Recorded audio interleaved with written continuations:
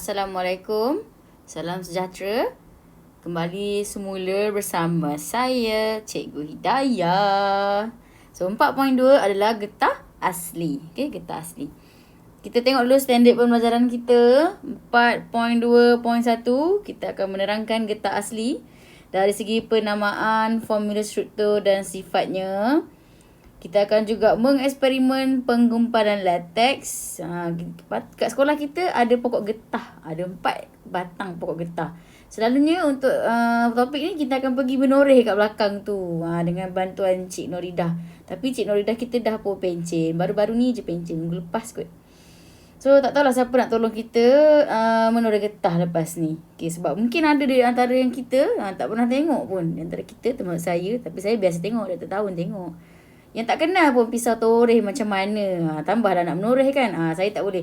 Menoreh ni dia kena ada cara dia. Bukan boleh main-main awak toreh je. Memanglah keluar getah dia. Tapi kalau salah toreh, pokok mati. Pokok getah boleh mati kalau awak tekan dalam sangat. Right, so itu menoreh getah lah. Tak apalah, tinggalkan yang tu. Biar balik sekolah baru kita buat. Kemudian kita ada menerangkan proses pemvulkanan getah. Perkataan baru pemvulkanan. Tak pernah dengar ya. Dengan menggunakan sulfur melalui aktiviti. Juga kita nak kaji sifat kekenyalan getah tervulkan. Hasil pemvulkanan getah akan mendapatkan getah tervulkan. Dan getah asli adalah getah tidak tervulkan. Kita nak tengok sifat kekenyalan dia. Ada tak perbezaan antara dua ini?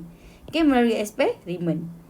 Okay, sebelum tu, tahukah anda? Okay, latex adalah susu getah lah. Nama kampung dia susu getah, latex.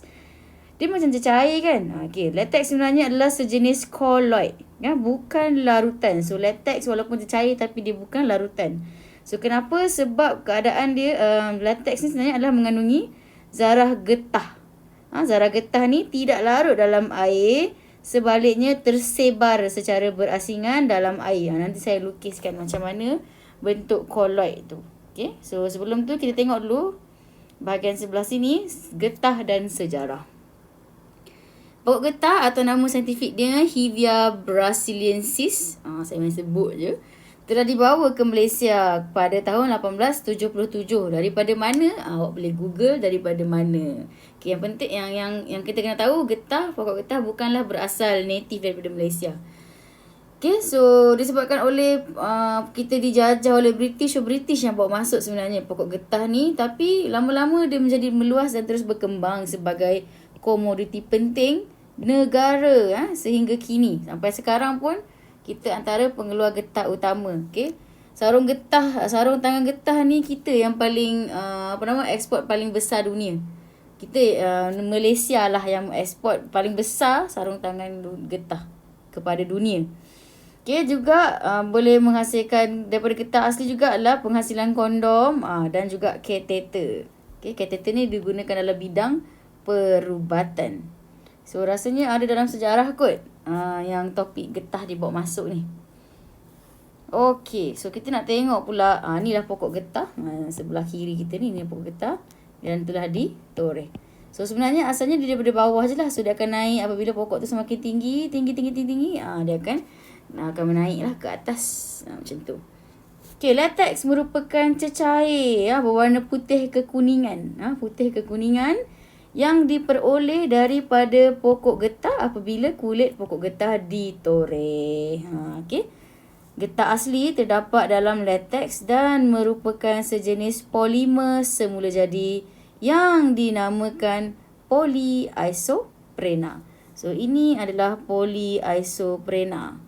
Okey, kejap lagi kita tengok mana monomer dia. So monomer dia adalah isoprena ni isoprena. Okey, sebelum tu kita tengok dulu latex. Okey, so apabila dia toreh, dapatlah latex kat dalam mangkuk ni. Latex terhasil apabila torehan pada pokok getah. So dalam latex ada zarah getah. So ini adalah zarah getah. Zarah getah. So zarah getah ni ada membran. Membran satu lapisan, satu membran. Okay, yang mana membran ini semua bercas negatif. So ini satu zarah getah. So dalam latex ada banyak zarah lah. Okay, so semua zarah getah mempunyai membran protein bercas negatif. So yang manakah getahnya? Yang manakah polimernya? Yang dalam ni. Yang dalam ni macam tali ni. Inilah polyisoprena. Inilah dia getah kita. Polimer getah. Yang luar ni zarah getah. So dalam keadaan cecair, getah-getah ini adalah berasingan antara satu sama lain. Jadi dia dalam bentuk cecair. So macam mana nak dapatkan dia dalam bentuk getah, yang keras tu? Kita akan tengok nanti dalam bahagian penggumpalan latex. Okay, penggumpalan latex. Alright, so kita sambung sikit lagi. Banyak nak sambung, bukan sikit je. Monomer bagi polyisoprena ialah isoprena, atau nama IUPAC dia adalah, tengok ni. Kita tengok nama dia adalah 2-methyl but 1,3-diena. Jadi dia adalah keluarga alkena. Keluarga alkena mesti ada ikatan ganda 2. So monomer mesti ada ikatan ganda 2. Dalam kes ni ada diena. 2 ikatan ganda 2. Right, so 2-methyl. So kita beri dulu bukan penomboran. Kita bagi nombor pada karbon ni. So kita tengok ada methyl di sini. Jadi karbon yang di sebelah kanan sekali ni akan jadi karbon dengan bilangan yang paling kecil. Okay, so 1.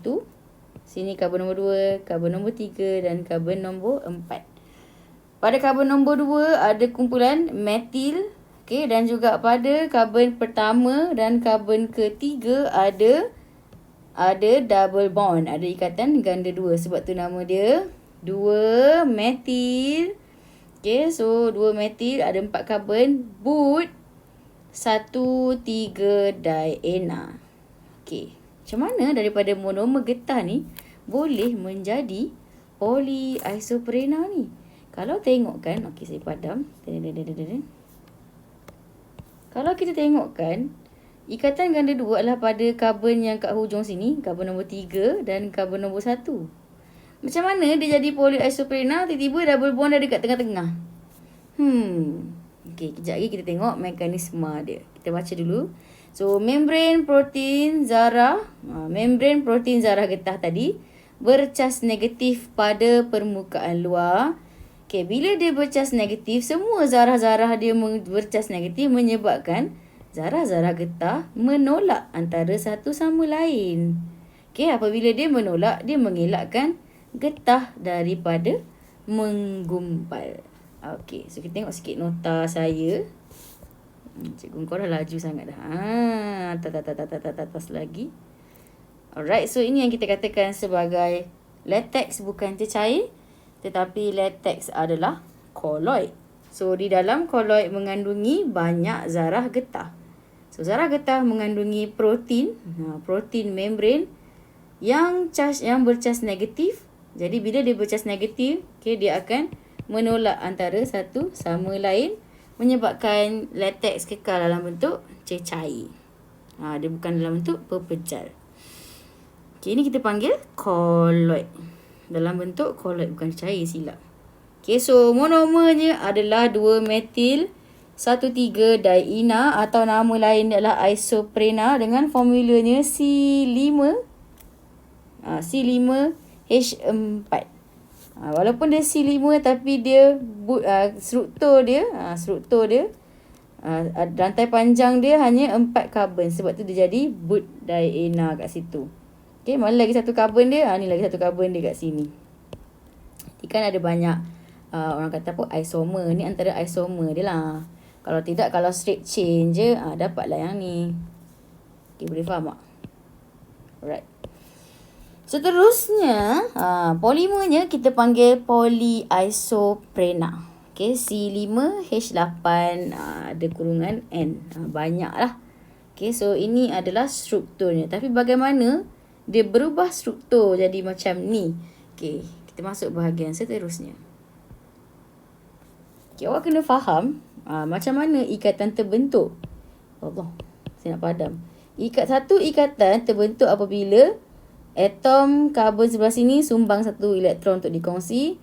atom karbon nombor 3 ni sumbang satu elektron untuk dikongsi. So dia akan menyebabkan jadi satu ikatan. So kalau ada ikatan ganda 2, bermaksud ada 4 elektron yang sedang dikongsi. So apa dia perlu buat supaya monomer ni bertukar menjadi polimer? Okay, dia perlu putuskan ikatan ganda 2 dia. Dan pastikan dekat hujung sini ada ikatan baru lah. Kan, dia nak buat ikatan baru sebenarnya, jadi dia kena putuskan. So macam mana dia putuskan? Apa yang berlaku ialah dia rearrange. Dia susun semula. Okay, saya padam yang ini. So apa dia buat? Hidrogen duduk kat bawah sini. So ini kan tadi ada 2 elektron. So apabila dia pecah, okay, dia bagi elektron bergerak ke sebelah sini. Okay, elektron bergerak menyebabkan ada ruang kosong. Ada ada tempat untuk dia buat tindak balas dengan isoprena lagi satu. So elektron sini dah tak ada gang. Apa dia buat? Dia bergerak di belah sini. Okay, kalau tak faham, you ulang balik bahagian saya buat ni. Okay, jadi sama macam double bond dekat sebelah sini juga. Okay. Okay, apa jadi? Hidrogen gerak ke bawah. Okay, masih lagi pada karbon yang pertama kan. Okay, tapi elektron dia akan pergi ke sebelah sini. Okay, membuat ikatan baru. Ikatan kosong lah kat situ. Dan elektron ni dah tak ada kawan. Dia gerak pergi sini. Jadi apabila dia gerak ke sini, ikatan ini akan, Allahu Akbar. Ikatan ini akan terputus. Okay, ikatan ini akan terputus. Okay, nampak tak? Dah putus. So, apa yang berlaku? Ikatan akan bertukar duduk kat sini. Sebab dia ada geng kan? Dia kata, aku pun tak ada partner. Aku pun baru je clash. Jom kita couple. Kita couple dengan pasangan yang baru. So, ini yang menghasilkan polyisoprena. So, saya cuba lukis lagi sekali. Polyisoprena kita, C ada 4. Masih lagi 4C. Tapi double bond dah duduk kat tengah-tengah. Okay, pada karbon yang pertama, tak cukup ikatan kan? Tambah ikatan sini. Okay, karbon yang pertama masih ada 2 hidrogen. Karbon yang tambah apa ni? 4. Karbon yang ketiga ada 4 sebab saya kira daripada hujung sini. Dan karbon yang kedua masih lagi ada metil. 1 HCH3. Dan karbon yang pertama masih lagi ada 2 hidrogen. Tapi ada ikatan baru. So ini adalah formula struktur ataupun struktur bagi polyisoprena. Okay, boleh faham tak? Harap awak faham lah. Atau kalau kau malas nak faham yang dia lompat-lompat tu, awak tengok je lah dia putuskan ikatan, buat ikatan baru, double bond bergerak kepada karbon nombor 2. Okay. So dengan cara ini, monomer yang lain boleh ditambah. Jadi dia akan mengalami tindak balas pempolimeran tambahan. Pempolimeran penambahan yang kita belajar dalam video sebelum ni. Okay, boleh faham bahagian tu? Okay, saya harap boleh faham. Now, saya nak teruskan dengan ciri-ciri getah asli. So, ini sebenarnya kita boleh baca je. So, you boleh baca tapi tak apalah sebabkan ni video, so saya bacakan. Ciri-ciri getah asli bergantung kepada polimer getah yang merupakan sejenis polimer elastoma. So, getah ialah polimer elastoma tapi yang semula jadi. So, kenapa? Okay. Kewujudan ikatan ganda 2. Tadi kan kita dah tengok polyisoprena ada ikatan ganda 2, CC. Pada struktur polimer juga mempengaruhi daya tahan getah asli terhadap pengoksidaan oleh udara. So, dia senang teroksida sebenarnya. Okay, dia senang teroksida sebab ada ikatan ganda 2 tu. Ikatan ganda 2 tu yang menyebabkan dia boleh bertindak balas dengan mana-mana bahan. Okay, tengok seterusnya. Ciri-ciri getah asli dalam jadual ini. Ada ciri-ciri dia. Ciri-cirinya lembut. Okay. So, pepejal putih. Getah asli ialah pepejal putih yang lembut pada suhu bilik. Okay, kenyal dan juga anjal. Getah asli dapat diregang dan kembali kepada keadaan asal. Itu maksud kenyal. Kenyal ialah apabila diregang kembali kepada keadaan asal. Diregang kembali kepada keadaan asal. Itu maksud kenyal. Okey, apabila dilepaskan. Getah asli juga tidak tahan haba. Pada suhu yang tinggi, getah asli akan jadi lembut dan melekit. Okey. Pernah tak ambil getah sayur tu kan? Tiba-tiba awak pergi panaskan dekat dapur, api dapur tu. Dia mencair kan? Sebab itulah getah asli. Okey. Penebat elektrik. Getah asli tidak akan mengalihkan arus elektrik dan merupakan penebat elektrik yang baik. Okey, disebabkan oleh ikatan ganda dua karbon-karbon tadi, dia mudah dioksidakan. Okey, so dioksidakan oleh oksigen di udara. Sebab tu getah sayur tu, getah yang ikat sayur tu kan. Getah tu kalau biar je kat luar, lama-lama dia sama ada dia melekit ataupun dia jadi rapuh. Maksudnya dia dah tak elastik, dia dah tak kenyal lagi dah. Sebab apa? Sebab getah tersebut telah dioksidakan. So macam mana you nak elakkan getah tu daripada jadi rapuh macam tu? Simpan lah dalam tempat yang tertutup, dalam bekas Tupperware ke apa ke. Jadi boleh mengelakkan getah daripada menjadi dioksidakan. So oksigen dalam udara akan bertindak balas dengan ikatan ganda dua antara karbon menyebabkan getah asli dioksidakan. Alright? So, getah juga disebabkan oleh ikatan ganda dua karbon-karbon tu menyebabkan dia reaktif terhadap bahan kimia. So, dia mudah bertindak balas dengan asid alkali ataupun pelarut organik. Okay, getah asli juga kalis air. So, getah asli tidak terlap air. So, air tak boleh melaluinya. So, bolehlah kita buat sebagai pakaian. Adakah orang pakai baju getah? Nanti kita tengok. Okay, info. Malaysia adalah antara negara pengeluar utama getah di dunia. Yes, tadi saya dah terangkan. So, pelbagai barangan dapat dihasilkan dengan menggunakan getah asli seperti yang ditunjukkan dalam rajah yang di bawah ini. Okay, so kita boleh hasilkan tayar kereta, tayar kenderaan lah. Tak semestinya kereta, basikal, motor. Okay. Juga boot getah, boot pocukang tu. Ini getah. Gegelang getah apa ni?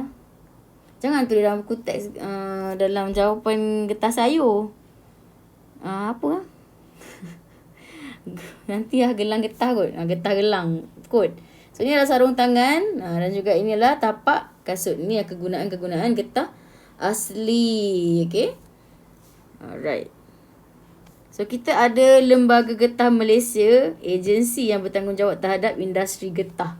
Okay, so apa dia buat? Dia buat kajian teknologi yang terkini berkaitan getah asli. So, Malaysia hebat. Tengoklah, bacalah. Apa yang dalam kuteks ni kau bacalah. Dia boleh tanya. Dr. Lee Jiang Jun, iaitu saintis Lembaga Getah Malaysia, telah berjaya mencipta Earthquake Isolator daripada getah yang digunakan di seluruh negara. Wow, hebatnya Malaysia. Yes, tepat sekali. Okay, so bahagian seterusnya adalah kita nak tengok penggumpalan latex. Ini nota daripada Cikgu Azmi. So, ni adalah sifat fizik tadi. Okay. Kegunaan dia. Betul lah, gelang getah, rubber band. Sarung tangan, gelang getah, tayar kenderaan, tiup getah. Okay, yang guna dalam tayar motor tu, tapak kasut dan juga jalan bitumin bergetah. Ini selalunya dekat stadium. Kan kau pijak stadium yang betul tu dia macam getah-getah sikit. Inilah dia guna dia.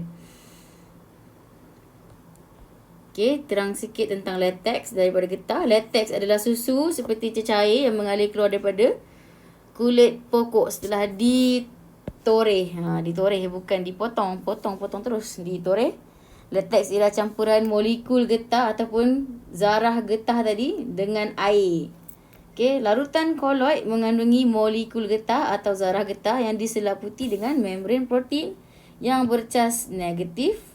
Cas negatif ini menyebabkan semua molekul asli getah menolak antara satu sama lain, menyebabkan latex kekal dalam keadaan cecair. Okay. So, kita nak tengok bahagian seterusnya. Tadi saya dah sebut pasal penggumpalan. Okay, sebenarnya latex boleh mengalami 3 proses. Bukan nak balas, kita panggil proses. So, 3 proses yang boleh dialami oleh latex ialah pertama, proses penggumpalan atau pembekuan latex. Selalu kita guna perkataan penggumpalan. So, kita boleh gumpalkan latex atau bekukan latex Kita juga, getah juga, latex juga boleh mengalami proses pencegahan penggumpalan latex dan juga proses pemvulkanan getah. Daripada latex dia jadi pemvulkanan getah. Okey, dalam proses penggumpalan latex. Okey, kita baca yang dulu, nanti saya tunjukkan nota buku teks. Okey, getah boleh digumpalkan dengan menambahkan asid. So, asid ada ciri-ciri khas iaitu ada ion hidrogen. So, ion hidrogen dalam asid ni yang memainkan peranan penting dalam penggumpalan latex. Okey, so asid yang selalu digunakan adalah asid metanoik atau nama lain dia adalah asid formic. Okey, dan juga kita gunakan atau asid etanoik atau nama lain adalah asid asetik. Alright, so ini maksud asid. Ini maksud asid. Contoh-contoh asid yang digunakan. Tapi dalam makmal selalu kita pakai ni lah. CH3COH. Asid etanoik ataupun asid asetik. So, asid-asid ini mengandungi ion hidrogen. Ion hidrogen ni dia bercas positif. Ada nampak tak kaitan dia? Tadi membran protein bercas negatif. Ion hidrogen bercas positif. Inilah dia fungsi asid tadi. So, apabila asid ditambahkan ke dalam latex, ion-ion hidrogen daripada asid tadi akan meneutralkan cas negatif. Okey, cas negatif pada zarah permukaan membran protein getah tadi. So, apabila dia dah neutral, zarah-zarah getah tadi akan berlanggar sebab dah tak ada charge. Patutnya dia menolak antara satu sama lain. So, apabila dia neutral, dia boleh berlanggar. Dia siapa? Zarah-zarah getah boleh berlanggar antara satu sama lain menyebabkan membran protein tadi pecah. Apabila ianya pecah, barulah molekul ataupun polimer getah yang duk selirak tu boleh bergabung bersama menyebabkan latex pun menggumpal. Okay, ini dalam buku teks awak. Okay, ada 4 langkah. So, ini selalu keluar lah soalan exam SPM ke trial ke penggumpalan latex. Kalau dia kata terangkan mekanisme penggumpalan latex. So, inilah dia yang awak perlu cerita. Selalunya dia tak selalu ke gambar pun, tapi melalui gambar lah menyebabkan awak faham. So, point dia, you gunakan semua point yang dalam nota ni. Nota ni lah point-point dia awak gunakan. So, dia kata, okay, gambar pertama, membran protein bercas negatif. Menyebabkan zarah-zarah getah menolak antara satu sama lain. Okay, yang kedua, ion hidrogen tadi yang datang daripada asid akan meneutralkan cas negatif pada membran protein. So, lama-lama zarah-zarah getah pun jadi neutral. Menyebabkan dia berlanggar antara satu sama lain. Menyebabkan membran protein pecah, polimer getah bergabung dan latex menggumpal. Itu dah dia proses penggumpalan latex. So, ada 2 cara latex menggumpal. Yang pertama adalah you tambahkan asid sebab kita nak dapatkan ion hidrogen dia. Okay, yang kedua adalah daripada aktiviti bakteria. Okay, so aktiviti bakteria ni apa pula? Kita tengok dulu nota. Okey, nota Cikgu Azmi ni. Dalam buku teks dia tak terangkan sangat, tapi ini ada soalan ni selalu keluar. Tindakan bakteria. Okey, so getah boleh menggumpal daripada tindakan bakteria, iaitu ini adalah proses semula jadi. Contohnya macam ni lah. Penoreh getah tu pagi-pagi dia keluar toreh getah. So pada waktu pagi awal lagi kan, latex keluar dalam bentuk larutan koloid tadi tu lah. Dia cair je kan. So dah siap dah dia menoreh, pukul 12 macam tu, selang 3-4 jam macam tu, dia pusing balik kepada pokok yang pertama. Dia tengok-tengok, oh getah dia dah menggumpal, tapi dia tak tambah asid pun. Macam mana boleh getah tersebut menggumpal? Okay, walaupun tak ada asid ditambahkan. Inilah dia, daripada tindakan bakteria. So dalam udara ada bakteria. Okay, ada bakteria yang kita pun tak nampak. So apa yang terjadi? Bakteria ni dia bernafas secara anaerobik. Awak dah belajar kan? Anaerobik lah. Secara anaerobik. Anaerobik ni maksudnya dia hidup ataupun dia berrespirasi tanpa kehadiran oksigen. So, tak ada oksigen. Apabila dia melakukan respirasi dengan tanpa oksigen, apa hasil dia? Okay, dia tak akan hasilkan karbon dioksida, tapi dia akan hasilkan asid laktik. Jadi asid laktik ni yang mengandungi ion hidrogen. So, apa yang terjadi? Tindakan bakteria tadi akan menghasilkan ion hidrogen. Disebabkan oleh asid laktik ni. Ni saya terangkan melalui perspektif biologi. Dalam kimia tak ada lah. Tapi saya nak fahamkan awak lah kenapa tiba-tiba bakteria menghasilkan ion hidrogen. Sebab ni lah. Dia bernafas secara anaerobik, tiada oksigen, menghasilkan asid laktik yang mengandungi ion hidrogen. Tapi tak banyak lah keperkaitan ion hidrogen dihasilkannya, rendah sahaja. Tapi still ada di situ. So, ion hidrogen daripada tindakan aktiviti bakteria tadi tu akan menetralkan cas negatif pada membran protein. Tapi dengan keadaan yang perlahan. Slow lah, kadar yang perlahan. So, apabila zarah-zarah getah tadi telah neutral, zarah getah akan berlanggar antara satu sama lain, menyebabkan membran protein getah pecah. Dan molekul-molekul getah atau polimernya akan bergabung menyebabkan lateks bergumpal ataupun menggumpal.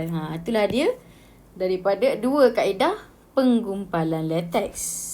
Alright, so dalam buku teks you ada aktiviti penggumpalan lateks. Kita nampak sekejap. Alright, kita tengok dulu tujuan dia. Tujuan dia kita nak kaji proses penggumpalan lateks. Dan juga cara mengelakkan penggumpalan. Okey, pernyataan masalah. Adakah asid menyebabkan lateks menggumpal? Dan adakah alkali menghalang penggumpalan lateks? Itu masalah dia. Dia tanya adakah. Okay, hipotesis. Dia bagi tahu hipotesis, kesimpulan awal dia. Kehadiran asid menyebabkan lateks menggumpal. Kena ada dua lah sebab ada dua eksperimen kau nak buat ni. Okay, manakala kehadiran alkali pula menghalang penggumpalan lateks. So, kalau awak nak jawab soalan macam ni, jangan tinggal sampai sini je. Tolong sampai habis kat sini. So, apa yang kita kena ubah-ubahkan? Pemboleh ubah kita, pemboleh ubah dimanipulasikan. Dua, iaitu asid etanoik dan juga larutan amonia.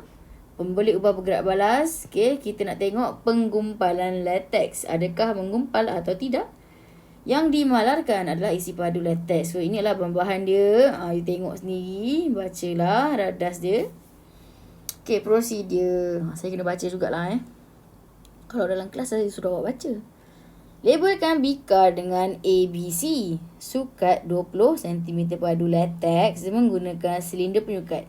Tuangkan ke dalam setiap bikar. So, sekarang ni kita ada 3 bikar. A, B, C. Tuangkan lateks. Sukat 2 cm padu asid etanoik menggunakan silinder penyukat. Tuang ke dalam bikar berlabel A. Masukkan asid. Kemudian kacau dengan rod kaca secara berterusan. Langkah 3 diulang menggantikan asid etanoik dengan amonia. Masuk pula larutan amonia dalam bikar B. Kacau lagi. Okay, dan bikar C dijadikan kawalan. So, tak buat apa-apa lah. Biar sahaja. Kemudian, rekodkan pemerhatian. So, tadi saya dah terangkan tentang penggumpalan lateks. So, kalau kita tambah asid, lateks menggumpal. So, dalam bikar A, lateks akan menggumpal. So, dalam bikar B, sebab tak ada ion hidrogen. Ada tak ion hidrogen dalam larutan amonia ni? Larutan beralkali? Tiada. Jadi, lateks dalam bikar B tidak menggumpal. Pemerhatian ni kau buatlah. Bikar A menggumpal. Bikar B dan C tidak menggumpal. Oh, bikar C dia menggumpal. Tapi lambat. Sebab aktiviti bakteria sahaja. Jadi, bahan manakah menyebabkan getah menggumpal? Asid tadilah, asid etanoik. Dan bahan manakah dapat menghalang getah menggumpal? Larutan amonia. Aku tanya, aku jawab. Terangkan pemerhatian anda pada C. Dia menggumpal tapi lambat. Apakah bahan yang digunakan untuk menghasilkan asid etanoik? Dan larutan amonia. So, gantilah dengan mana-mana asid pun. Dan gantilah dengan mana-mana alkali pun. Adakah hipotesis terima? Ya, kesimpulannya asid boleh menggumpalkan lateks. Manakala larutan alkali tidak boleh menggumpalkan latex. Salin je balik hipotesisnya. So disebabkan kita menggunakan asid dan juga amonia, larutan amonia, pastikan pakai sarung tangan semasa aktiviti ini dijalankan. So jadi inilah proses penggumpalan latex. Okay, ini penerangan aktiviti. So selalunya kita guna asid lemah. Okay, tahukah anda mengapa? Sebab asid lemah ni dia tak berbahaya sangat. Asid kuat ni takut nanti menyebabkan kecederaan, melecur ke apa ke. Okay, kemudian sebab dia punya degree of ionization dia rendah saja, so kita gunalah asid lemah saja. Kita tak perlukan banyak sangat ion hidrogen tu. Pelbagai cara latex diproses sebelum dihantar ke kilang untuk proses-proses seterusnya. So, ada yang dia bekukan dalam keadaan getah keping. Ada juga yang dibekukan dalam keadaan getah blok. Tapi ada juga yang dibiar je.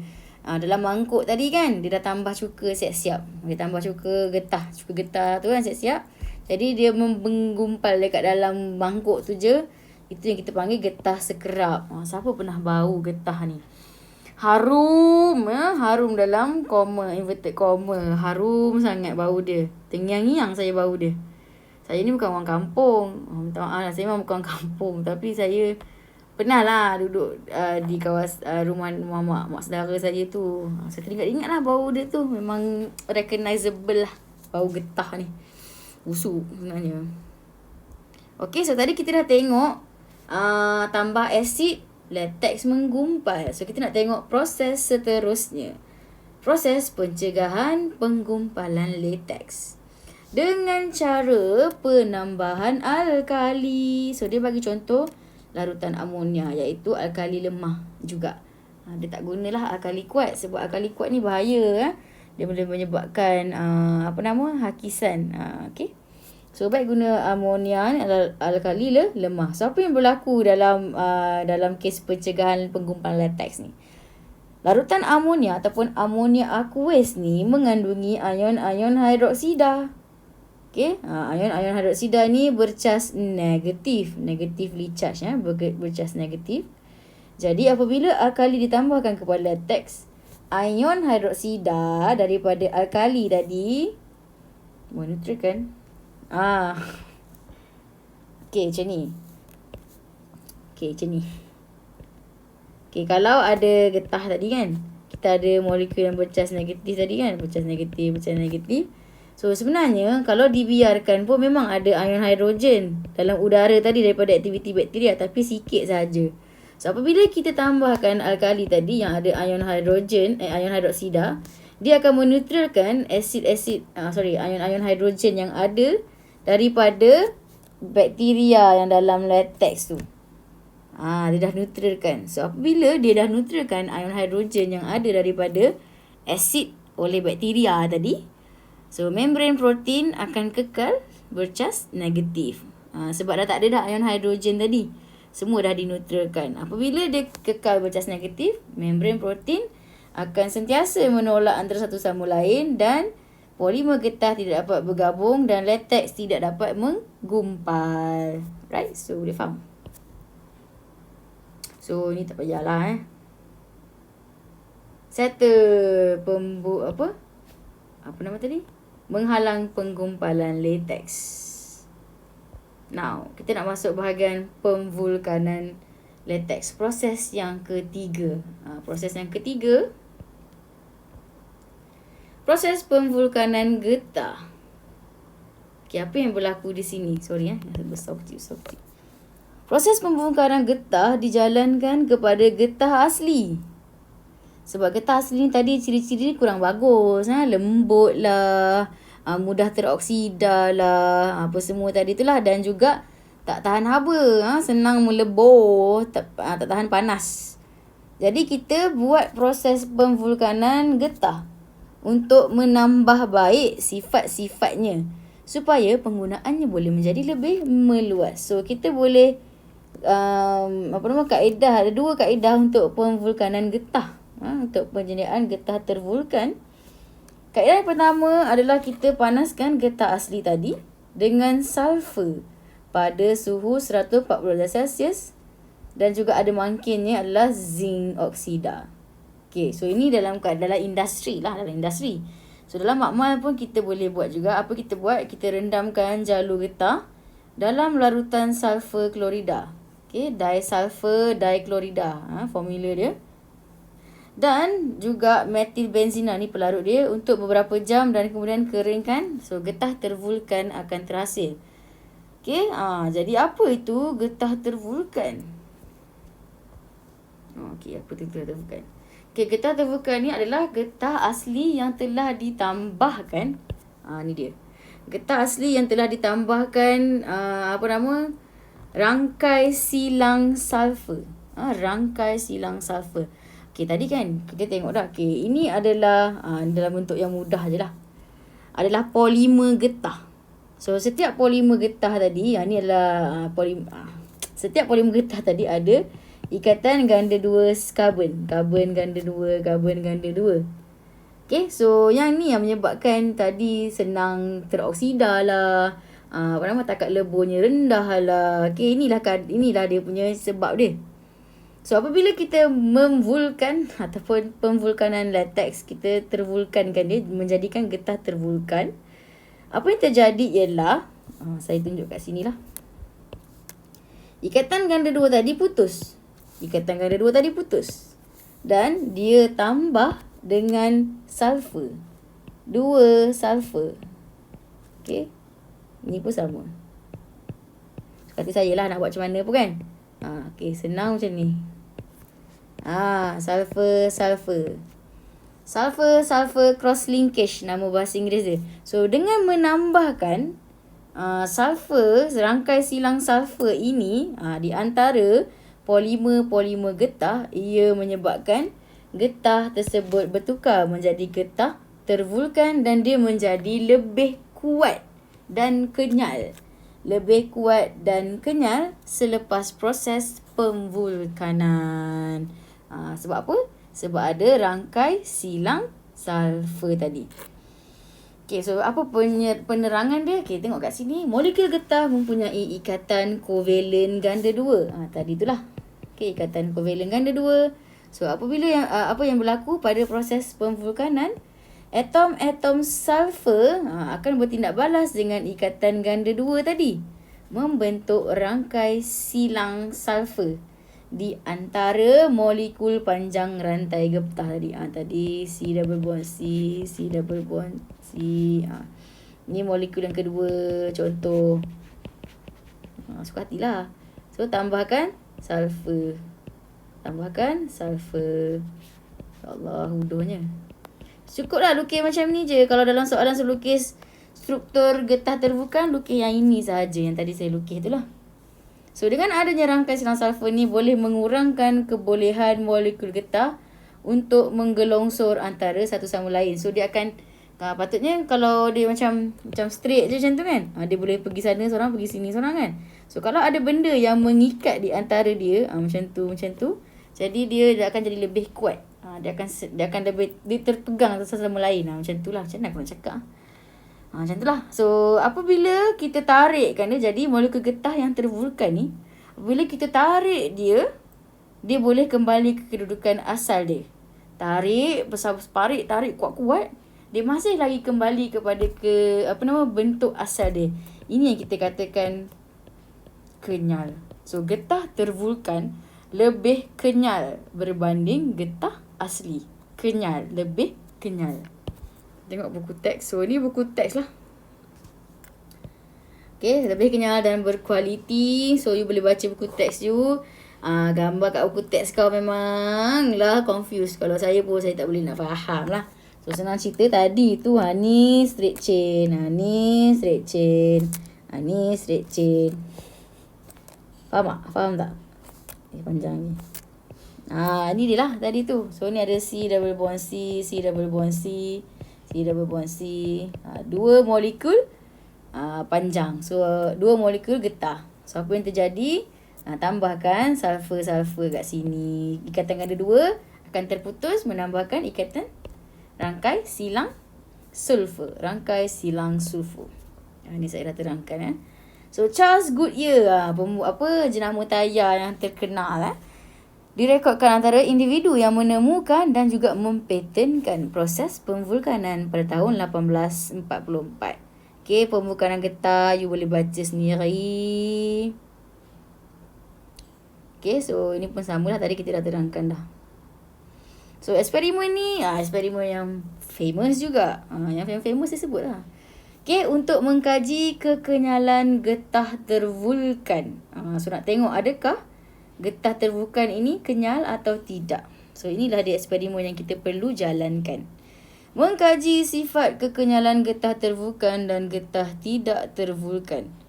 Adakah getah tervulkan lebih kenyal? Itu pernyataan masalah dia dengan getah tidak tervulkan. Hipotesis. Getah tervulkan lebih kenyal mana getah tidak tervulkan? Ya ke? Okay, so apa kita buat? Kita kena ada pemboleh ubah dimanipulasi. Kita kena ada kepingan getah. Satu yang tervulkan, satu yang tidak tervulkan. Kemudian kita nak tengok apa pemboleh ubah bergerak balas ialah kekenyalan. Kita nak tengok pemanjangan getah selepas pemberat dialihkan. Yang dimalarkan adalah saiz kepingan getah mesti sama dan jisim pemberat yang digunakan. Okey, bacalah bahan dan alat radas dia. Kita perlukan tadi tu kaki retot dengan pengapit. Okey, kita perlukan klip bulldog. Ni klip bulldog. Siapa tak tahu pergi search klip bulldog.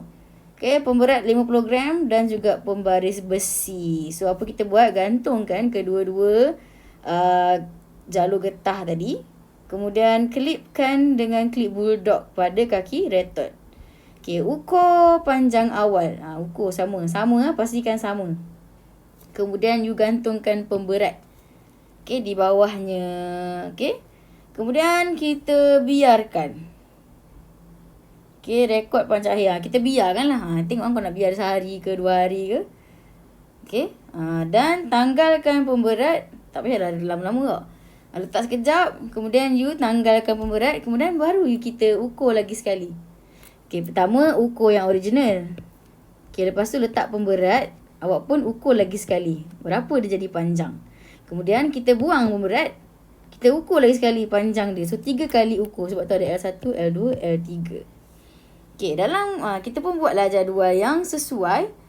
So dari saya cerita teruslah dia punya result dia.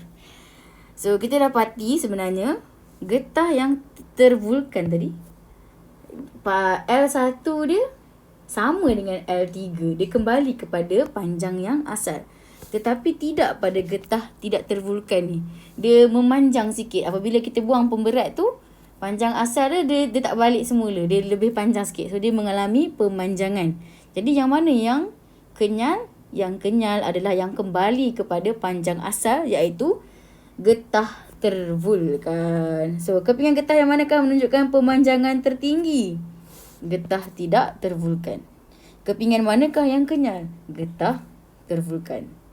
Terangkan jawapan anda, kau cerita sendirilah. Ramalkan kepingan getah yang akan terputus lebih dahulu sekiranya pemberat ditambah.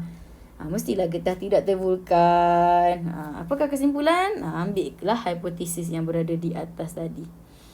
Jadi ini adalah sifat-sifat getah tervulkan.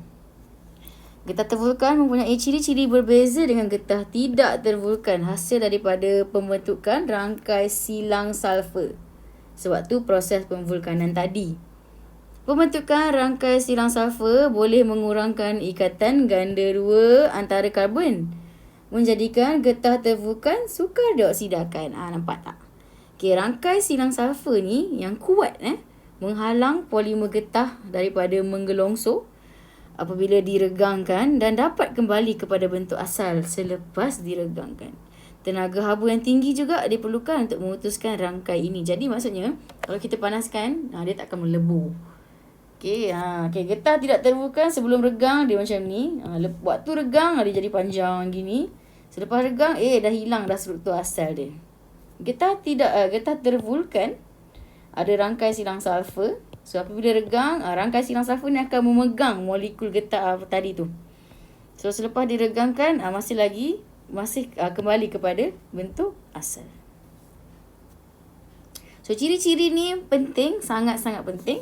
So ciri-cirinya adalah kekenyalan Getah terbukan lebih kenyal, getah tidak terbukan kurang kenyal. Kekerasan, getah terbukan lebih keras sebab ada rangkai silang sulfur tu. Getah tidak terbukan lembut sahaja. Kekuatan, getah terbukan sangat kuat, yang ni tak kuat. Ketahanan haba, sangat tinggi tahan haba, yang ni tak tahan haba tinggi. Pengoksidaan, tahan pengoksidaan, getah terbukan lebih tahan terhadap pengoksidaan, yang ini lebih mudah teroksida sebabkan oleh ikatan ganda dua karbon tadi tu. Okey, kita sambung getah sintetik dalam video selepas ini.